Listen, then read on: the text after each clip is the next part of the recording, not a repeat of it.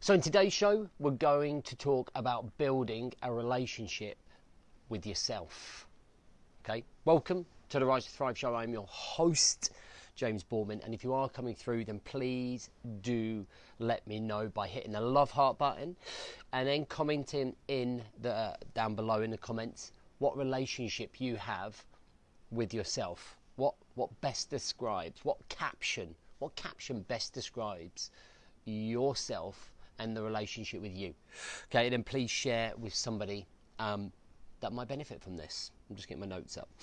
All right, how are we doing? I hope you're good. So while I'm just getting my notes up, I want to just remind you or make you aware, depending on where you are with it, that in November the 26th at Aston Villa Stadium in Birmingham, we're going to be running a Rise to Thrive live show, a whole day worth of self-development. And we've got me, 3 other speakers who are coming up as well, who are experts in their own fields, and we're going to be looking at an incredible day of self-development for men. This is the number one seminar for men in the UK.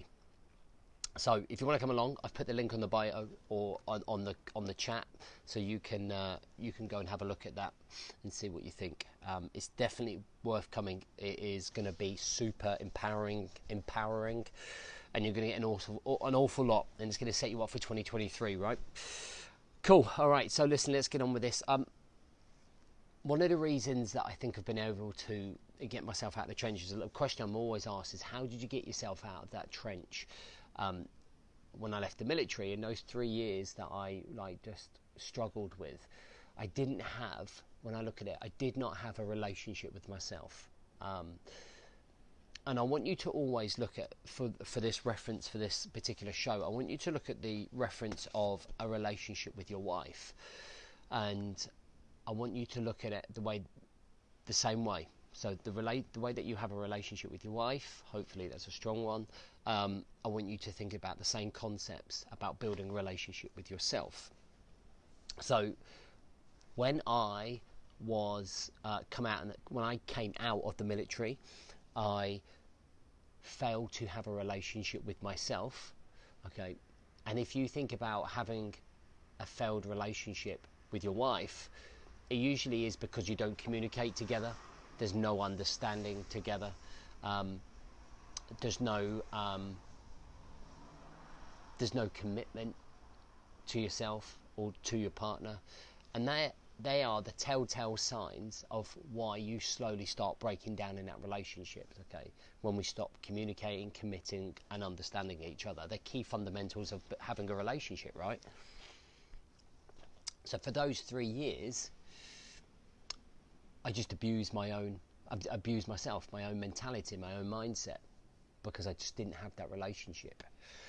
Then when I became aware of the problem, I then started to build and nurture a relationship with myself, and I didn't really know how to do that at the very start. So when I was coming out, and I've only managed to build a really strong relationship with myself in the last 18 months, I would say. And some of the reasons I'm going to explain in this video. But I think through the process of developing yourself and being the leader of your life, we have to have a relationship with ourselves. And it's the same sort of principles as we would have with a relationship with our wife. Okay? So there's a couple of things here that we have to get to know, and I want you to imagine you're going on a first date with yourself. Okay, and you can actually do this, right? You can actually take yourself for a date if you want to, and you can go somewhere and you can start asking some of these questions. Now, I haven't dated anyone for ages, like years and years and years and years, if ever, since I was a kid. But I've watched first dates, and I'm intrigued by the relationship building phase of the first dates when they're starting to get to know each other. And they're asking questions to learn about, actually, do I like this guy, or do I not like this guy, or do I like this girl? What do I like about this girl? So there's a couple of key things here that I would get you to ask yourself. So you can either write these down or you can remember them. It's totally up to you. So when you're getting to know you, one of the first things that I think you have to understand and know is what you like. So What are the things that you actually like in your life? Okay, and I think that is really, really important. Guys, thanks for these stars. Really appreciate them. Thank you. You have to know what you like in life. If you don't know what you like, you don't know where your source of happiness and contentment comes from, right? So how do we know when we're happy? When we do more of what we like. So what do you like? Most men don't know. Like, you'd be surprised. Like, I don't know really what I like. Like, so this is where you go on that date with yourself and you start writing all these things down. Like, well, I like this. And then all of a sudden, without realising it, because you start the process of brain dumping and you start the process of connecting with things that you like more, and suddenly you have this fucking page of A4 where you're like, oh my God, like, I didn't realise I liked all of it. Why am I not doing all of these things that I like? Why am I not doing all of these things that I like? So we're doing the opposite. Okay, and then we do the opposite of that. So that's what you would ask a girl, right? So what do you like? Or a guy, what would you like? What do you like doing? So actually what we're trying to do is find out if we have something in common with that person. Then we ask, what are our dislikes? So when we understand our dislikes, we then got to write them all down, exactly the same process, look at them, go, why am I doing all of these things that I dislike? Why am I doing all of them? So what we're starting to do is understand ourselves better. So to have a relationship with ourselves, we actually have to understand ourselves, right? So we go like, these are the things I like, these are the things I don't like, these are the things I want to do more of, these are the things that I need to avoid.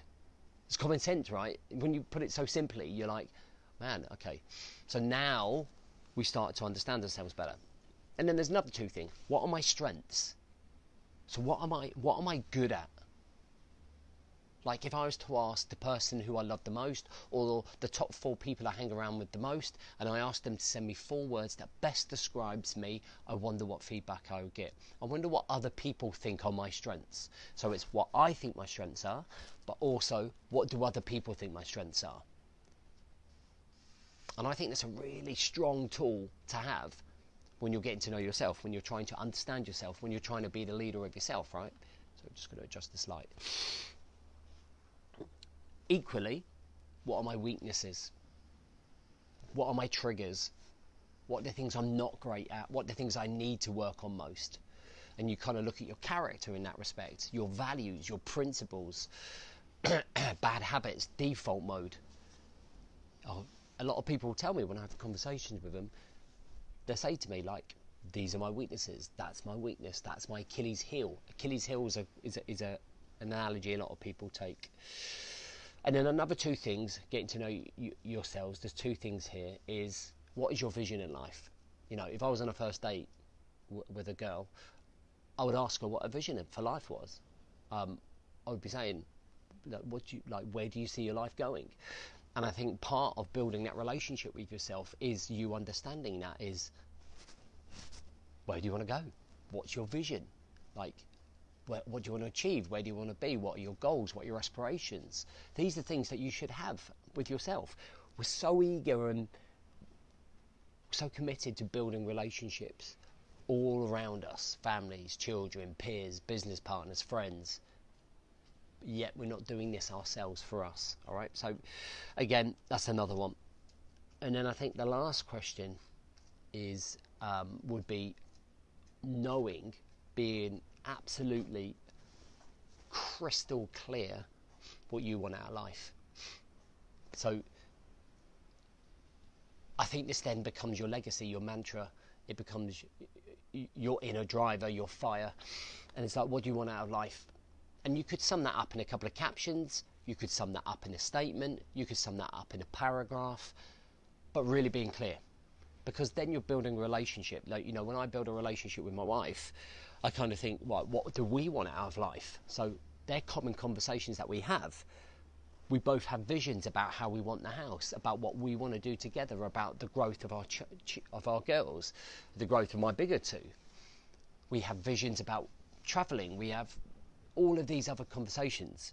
We know each other's likes. We know each other's dislikes. We know each other's strengths. We know each other's weaknesses. We know that actually the triggers when she's not in a great mood, so I can sense when she's upset, so then my communication, my language changes around her. And that's the same for yourself. When you recognize that you're upset or you're down or you're insecure, you can change the conversation with yourself, and you could be a little bit kinder to yourself. So again, recognizing those emotions, that mindset, you change the relationship with yourself. And you don't beat yourself up, you don't go down a pub and get on it because you're feeling that way. You can recognize it because you understand yourself better by building that relationship. I hope that makes sense. If that makes sense, just let me know. Hit the love heart button if that makes sense.